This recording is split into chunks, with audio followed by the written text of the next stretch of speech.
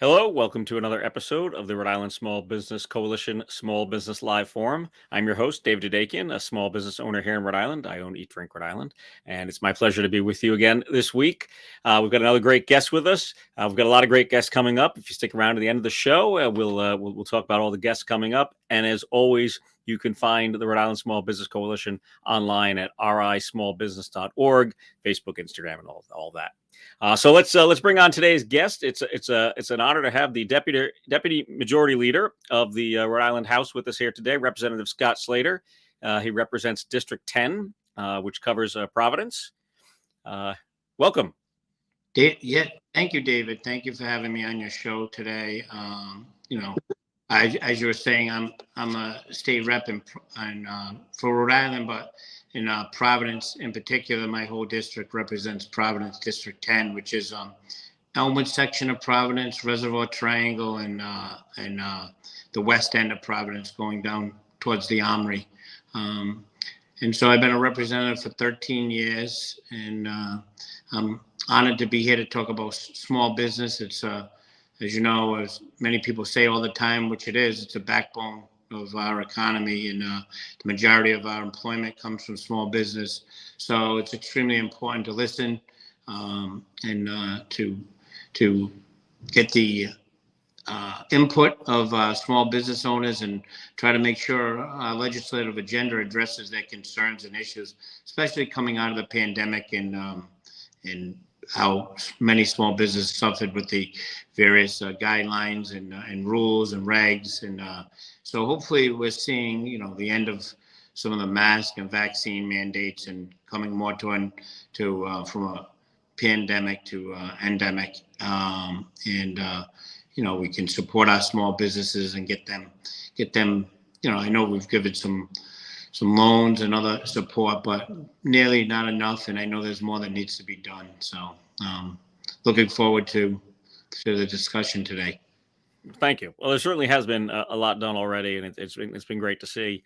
I want to mention you're a member of the committee, the House Small Business Committee, which is fantastic. Also a member of the Rules Committee, Oversight, and the Finance Committee, of which you're the first vice chair. So I like to sometimes start off when we've got all that. We've got a representative such as yourself, and also deputy majority leader, to give our listeners a brief civics lesson on exactly what that is. What's the majority, deputy majority leader, and the committees. Just so if you want to just give a brief overview of the committees you're on. Yeah, that sort of thing. House Finance Committee. I've been on there 12 years, and that deals with the state budget. And I haven't always been first vice chair, but I'm first vice chair and work closely with the chairman and the rest of the committee members. And the governor generally submits his budget, and from there, after the governor submits the budget, we have hearings on all the various articles in the budget and listen to input not only just from the departments of the governor, but from the citizens and our constituents throughout the state on what's important in the budget, the aspects, the taxes, revenue, expenses, and then it happens on both the House and Senate, and we come together with the governor and try to come up with the best budget possible for the state, and hopefully addresses the concerns of our constituents. On the small business, we take in a lot of different business bills and aspects. I serve with Chairwoman Carol McEntee, who does a great job, and it's great to serve with her and the other committee members. We recently passed some bills, the alcohol to go. Yep. And that was one of the bills that we just passed recently, which was, hopefully helpful, that we found during the pandemic that was put in place, and to make it more permanent for restaurants. So that was one of the most recent bills that we passed there. But there's a lot of moving parts, a lot of different legislation that we're dealing with right now. I know you had mentioned earlier the cannabis legalization, which I've been working on a lot for now 10 years. I've been coming up with different bills. Recently, we've had worked with Senator Miller on the Senate and the leadership on both sides. And hopefully we can come out once the hearings we have the hearings and we have input. We can pass some legislation that'll help many of our existing small business. Because if a lot of folks don't realize that cannabis right now, between the medical cannabis and the compassion centers, a few years back, under Governor Raimondo, they set up a program to have cultivators. And so there's many folks that invested a lot of money and took their time as cultivators to participate and to supply medicine for the medical compassion centers. And Right. I remember years ago when they started that, there was many of them got into that program with the understanding that we'd be doing legalization maybe like 3 or 4 years ago. Right. And they've been, there are small businesses that exist in our state and they've been struggling, many of them. So, I definitely have, keep them in mind with any policy that we pass.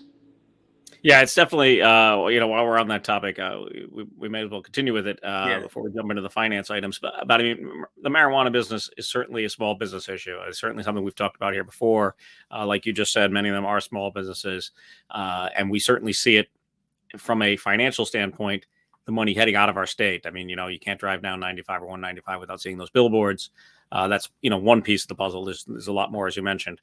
But it's a big issue. So can you tell us a bit, since you are the sponsor of the bill this year, along with, as you said, Senator Miller on the Senate side, why don't you run us through quickly what the bill is and how it looks to be shaping up to this year? Because it does, I'm going to knock on wood, it does look like this may be the year. It does look for potential here. Yeah, absolutely. So we've tried to model a lot of it after Massachusetts because they're our neighbor, and also some in New York. So originally, if last year, one of the sticking points with the governor, with the Senate, and the House was the regulatory structure, whether it be under DBR.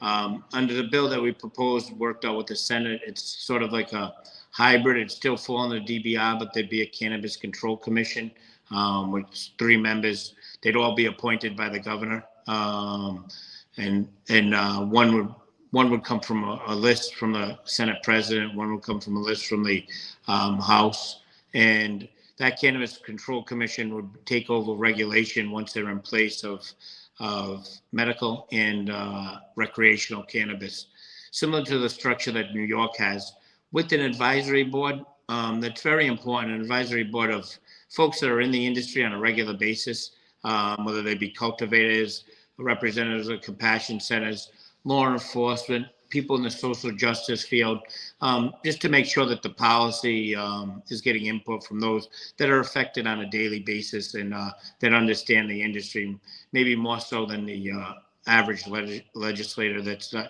doesn't participate in the industry. But right now, I think under the regulatory structure that we have in the medical, there was probably around at least 50, maybe cultivators that were approved.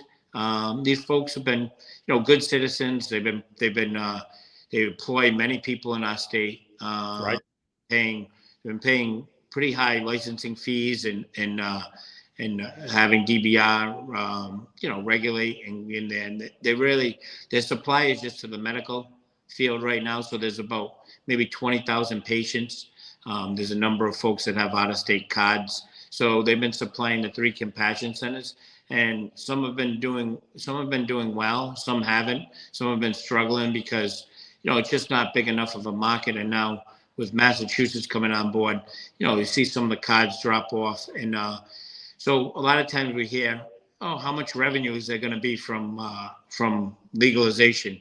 And honestly, I'm not sure. But the one thing I can tell you is I think it's important to protect the Rhode Islanders that made this investment as cultivators, and not only them, but there's also a lot of ancillary businesses that go along that go along with this. People that whether it be whether it be accountants, whether they be HVAC contractors, people that are built out in security places.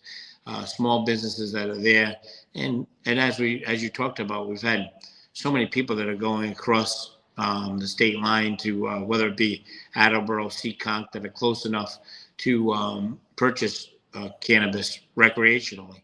And with that, they stop at the stores over there. So it affects other small businesses just by the traffic.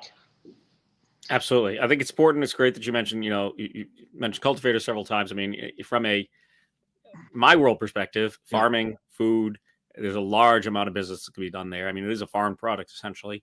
And you also mentioned, HVAC and things and security and things of that nature. Again, small businesses out there that can benefit from this because, if you have an indoor grow facility, that takes a lot of equipment that's required to keep everything productive, which are mostly run by small businesses. So thank you for those examples. Appreciate that. Bill, it'll also add 20 on top of the 9 existing centers that we're supposed to have now, because we had 3, and then DBR had a lottery to add 6 more compassion centers.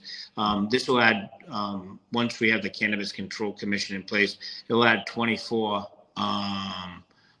opportunities for new licenses. A number of them will be social equity, some will be co-ops, and then there'll be opportunities for others that are in the cultivation field or existing in Rhode Island that want a retail shop. Excellent. That's great. So thank you again for that. Thank you. Is there anything else you want to add before we move off the topic of this bill? Is there anything else? No, I think that's it. All right. Well, fantastic. And like I said, it's looking good for this year. So let's see how that goes. So the budget, you talked about the budget. You talked about being on the finance committee, and I know there's been several hearings already regarding some of the small business items in the budget. It's again, a complex procedure, for folks out there that understand. The governor submits, the House Finance reviews, Senate reviews. It needs to go to the full House and Senate. But that's the process to get the budget through. But then there are all these separate sections, like I just mentioned, and one of them this year, very much so, from Governor McKee, was a bunch of small business items. Governor McKee has been, as the LG and on, strong with small business, and it's nice to see. So some of these things have already gone through committee. I just kind of wanted your thoughts on it. How you think it went, how you think feedback has been. Let's start with the reforming of the corporate minimum tax. What do you think of that plan and that proposal? How's that look?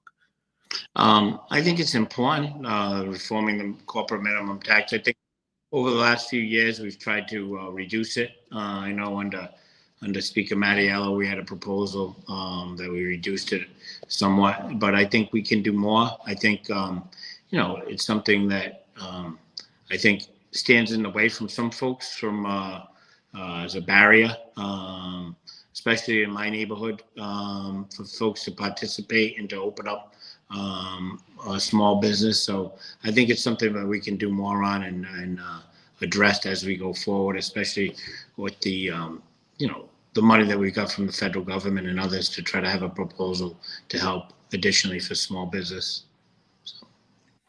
What would you think about a tiered system? The amount of revenue that a small business has, corresponds to their tax. I think that's a good idea because as we know, there's different businesses and different levels of income for the small business. So I definitely think that would be something that we should look at and study and get the input from our existing businesses and how that might help them and how the money can be invested. Right. Reducing the interest rates for delinquent taxes, that seems to kind of be a no-brainer in many ways, but what are your thoughts there? I think it's important actually to reduce the interest rate. I know we've heard from many of the business folks in the business community, and it is important just for the state too, as far as collecting. I think it would help. I mean, I've always been supportive too of trying to put in, how would you say it, like sort of a grace period for folks to catch up, whether it be on property tax issues or their income tax. I mean, it doesn't help the state or the small business by putting people out of business for delinquent taxes. I know I've dealt with that with a number of businesses in my in my area before with sales tax collections and delinquencies. Those can be a little bit different because people have already paid the money. Right. But as we know, it's a struggle when you're a small business and trying to meet payroll and and other obligations. Things come up, and I think we should be flexible, and we should be able to. We shouldn't be too punitive, especially on the interest, and that can build up very quickly and provide a problem for. And at the end of the day, it doesn't help us by closing small businesses. Yeah. All it does is put people out of work and put us in a worse situation. So I'd definitely be supportive of something on the interest and making it less punitive. I think that's a great point. And if you're delinquent, obviously you're going to get a fine. I mean, well, that's understandable. But if you can make that, a grace period or easy to pay, the state's going to collect the money better. I mean, the odds are the states will get the money. Yeah, at the end of the day, I mean, that's the most important thing is having the tax revenue still come in, and if we make the interest too harsh and too punitive, then all you're going to do is put folks out of business, and that's not good for anyone. So Right. Sticking with taxes, what are your thoughts on reforming the tangible tax? I know that affects a lot of cities and towns, and hopefully in a positive way to reform it. Absolutely. I think it's important that we. I know we made a huge effort to address the card tax over the years, and hopefully that'll be phased out.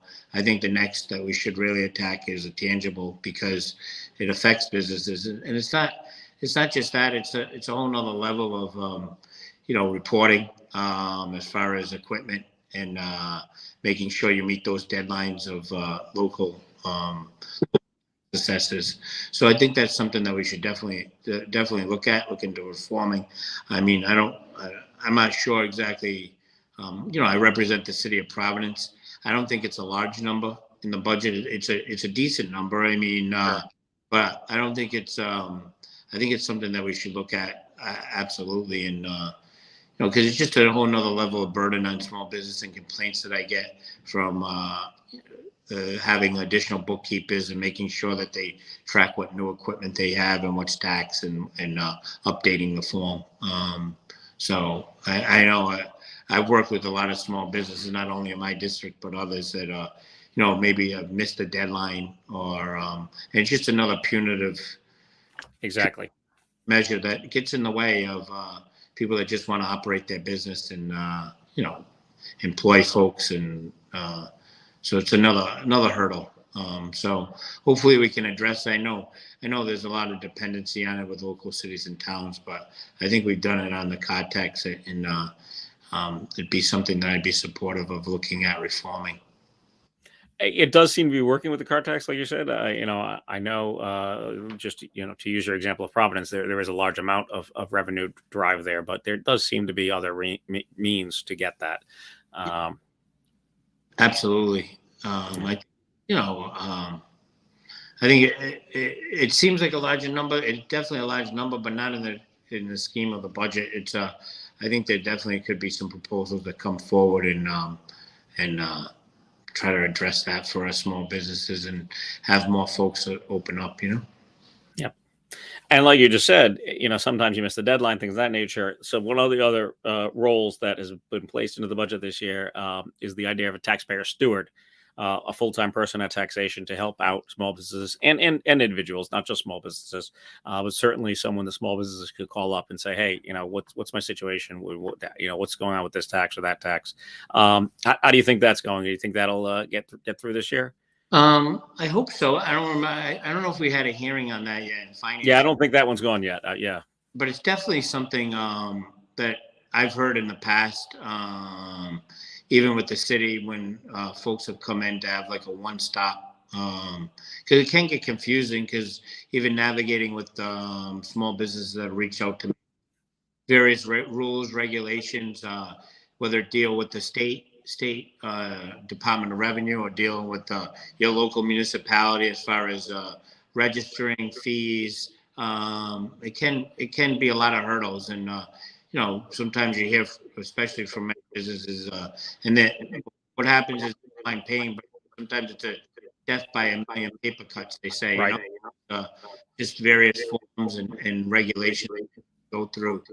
So to have someone that can be there and that can guide them and help them, it's definitely an important proposal. I'm not exactly sure if that's what that position would be doing, but that's what I would envision. So.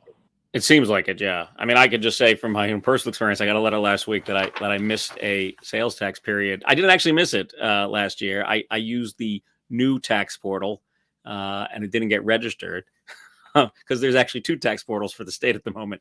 But I didn't have any sales tax that quarter last year anyway because of the pandemic. But still, it can be confusing, and I hope that people can get help out that way.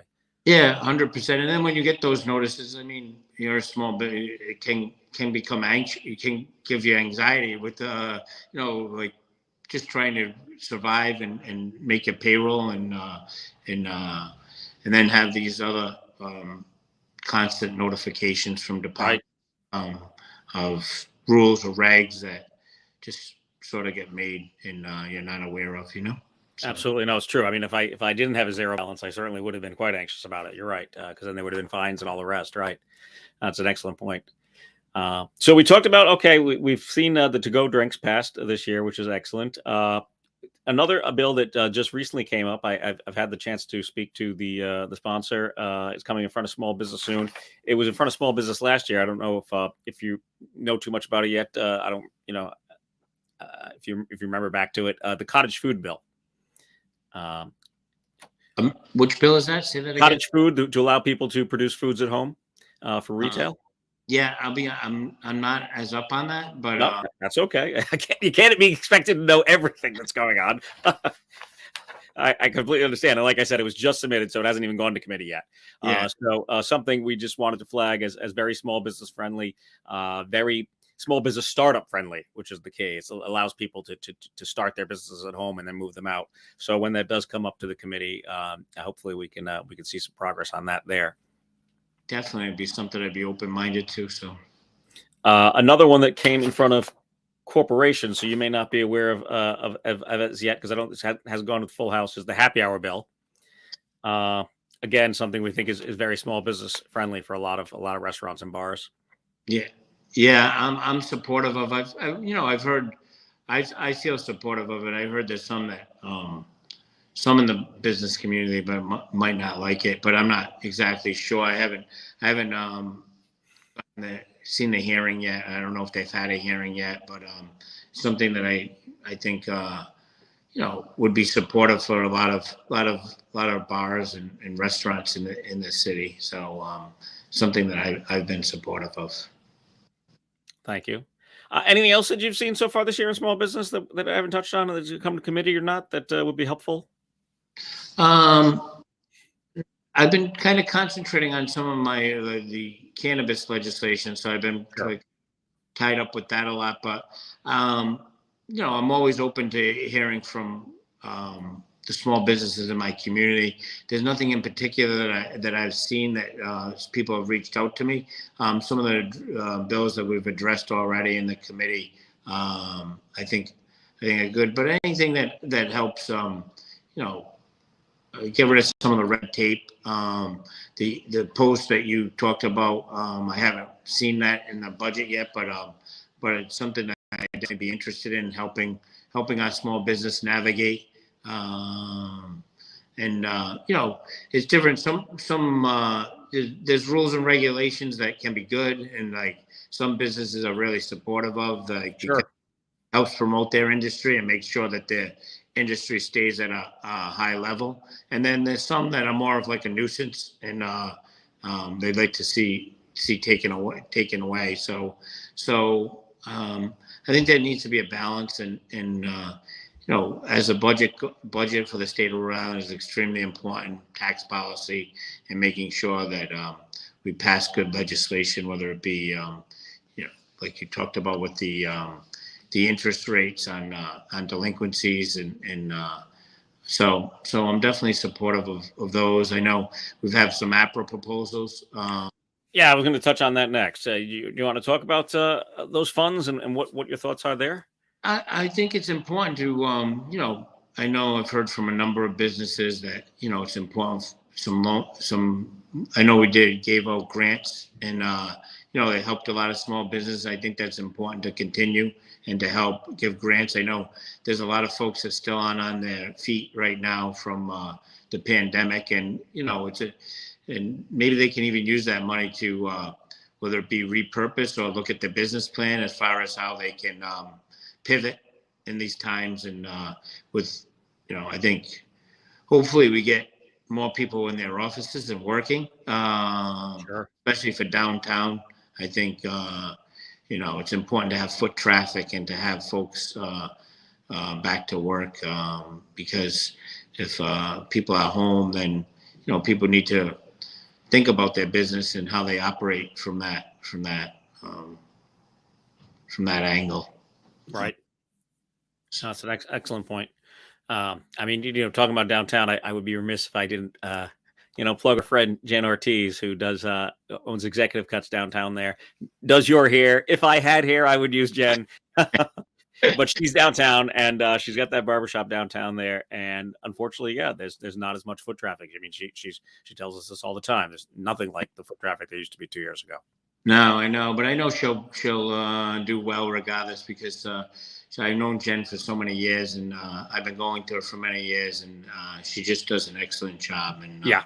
anyone who's looking for a haircut or any stop in her business, and definitely won't be disappointed. So. Yeah, no, she's got a great clientele, a good base. But like you said, walk-in traffic is always going to be helpful. So. Percent, I think, like anything. I mean, it's definitely, once you can get people back in their offices and downtown and out and about, it definitely helps our businesses downtown. Yeah. So 2 other items that our members have asked about, but also I want to see, Ben, are there any questions on Facebook for the representative? There are no questions at the moment. All right. Well, I'll touch on these 2 from members. One was about the open meetings and calling in to testify during committees, and now that is going back by the wayside again. But it did seem to work for a lot of folks. It did seem to be a benefit for a lot of people to be able to testify that way. What are your thoughts there? I think it's something that we could look at. I mean, I'm glad. Definitely, if it helps people participate more in the legislative process, I think that's something worthy of looking into.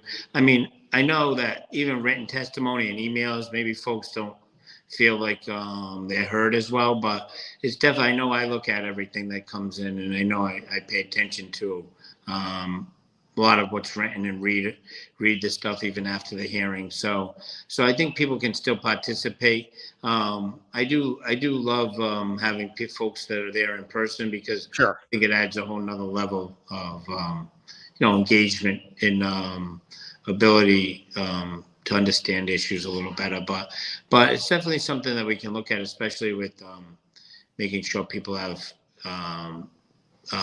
better ability to participate in the legislative process. So That would be great. And then the other thing is daylight savings starts this Saturday, Sunday morning. And one of our members is very passionate about it, but he's brought it to many of our members. We've all started to think about it. And it seems, there's a drive to make it permanent. So once the clock moves forward on Saturday, it'll stay that way. It won't go back in the fall. It looks like I thought this was purely a federal issue, and I mentioned it to Senator Whitehouse back in the last summer when we interviewed him on this program, because he appreciates this. But it looks like it also could be driven from state legislators. Any thoughts on that? I don't mean to spring it on you brand new if you haven't really thought about it before. It is something you have to think about for a bit, but something to put into your ear is to keep daylight savings permanent. Yeah, I mean, I'll be honest with you, I haven't really thought too much about it as far as a topic, but I'm definitely willing to listen and hear. I don't know if it affects small businesses negatively. It's definitely something that I'm willing to hear and have a hearing on, and see what the input is. If it's something that is an easy fix that helps the majority of small business, I don't know if it hurts anyone. Well, it was interesting. The last couple of years, the more taken outside, once the clock goes back in the fall, there's less daylight, obviously. Yeah. So that was something that a lot of our small business owners kind of spoke up. We're like, oh, it's too bad. It's not as busy in November as it was October, that sort of thing. Yeah. Well, it's definitely something I'm open to. So it hasn't been something that Something to think about for one of our members. I apologize. I did my research on what committees you're on and things of that nature, and your record. Are you a small business owner yourself? What do you do? Because I think everyone out there should know that our General Assembly is part-time, so you have a full-time job yourself. Yes, I have a full-time job. So I actually work for the city of Providence as a budget analyst. But I've had a small business in the past. I owned I had a liquor license in the city of Providence, and was part of with other partners, part of a nightclub business. So I've had the challenges of owning and meeting a payroll. Yep. Definitely something I'm sensitive to and understand. There's many people that haven't had those challenges, but I have, and I understand a lot of the red tape that folks go through, paying the sales tax, meeting the sales tax, and just the regulations in Rhode Island around the liquor industry and businesses. So it's something I'm sensitive to and been involved in. Yeah, it certainly sounded like it from our conversation that you had that background. That's why I asked. I mean, so many of our General Assembly members are small business owners, so it's great that there is that perspective. Yes, yeah, absolutely. I think it's important to have been through that and understand what it is like to operate a business in the state of Rhode Island. It gives you definitely a different perspective. So, yeah, thank you. No, absolutely. Well, that's our show. I really appreciate your time today, Representative Slater. Is there anything you'd like to add before we close up? no, I mean, I'm always open to input and to outreach. So I think we have a part-time legislature, and I think it's the great thing about Rhode Island is we're small enough where you're able to be in contact with a lot of the small businesses in your neighborhood. I try to support the small businesses throughout the state, and I think we have some great assets in Rhode Island. We have some wonderful restaurants, wonderful business owners, and I'm always open to input and to hearing from folks. And I thank you for this forum and everyone that works on this, to putting the issues out there and addressing small business issues and making sure, our small business can recover from the tough time. I know COVID was tough on everyone, but in particular, a lot of our small businesses. So. Well, I thank you. You're welcome, and we appreciate your time today. That was Deputy Majority Leader Scott Slater, representative for District 10 in Providence. Thank you again for watching. I'm going to run down our guests because we've got some great guests coming up on the show in the next few months. Our next three guests are actually support guests. They're really fantastic folks. James Muchler from SCORE, Rhode Island, Doris De Los Santos from the Center of Women in Enterprise, and Tomas Avila from the Rhode Island Office of Diversity, Equity, and Opportunity. So they'll be supportive of small businesses in many different ways. Lots of different questions there. Please send them in. Let us know. And then we've got back to our elected officials. We've got Representative Blake Filippi on May 3rd. Secretary of State Nellie Gorbea, who's running for governor, is on May 17th. Senator Jessica De La Cruz is running for Congress. She's on May 31st. Representative Karen Elzate is on June 14th, and Treasurer Seth Magaziner, who's also running for Congress, is on June 28th. So we've got some great guests coming up. Please tune in every Tuesday at noon or anytime really on Facebook. You can always watch these videos after they've aired. We really appreciate your support and checking out rismallbusiness.org to become a member. Thank you again.